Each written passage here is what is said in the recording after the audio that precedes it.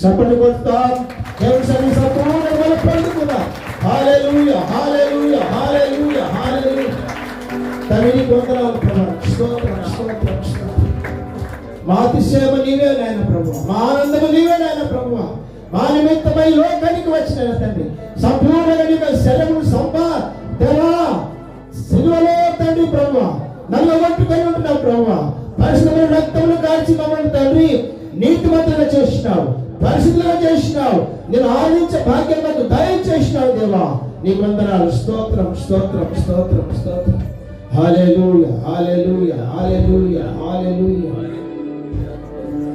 ఆయన సంపూర్ణంగా మన ఆత్మ చేత నింపబడదాం, ఆయన శక్తి చేత మనం నింపబడదాం, ఆయన బలము చేత నింపబడదాం.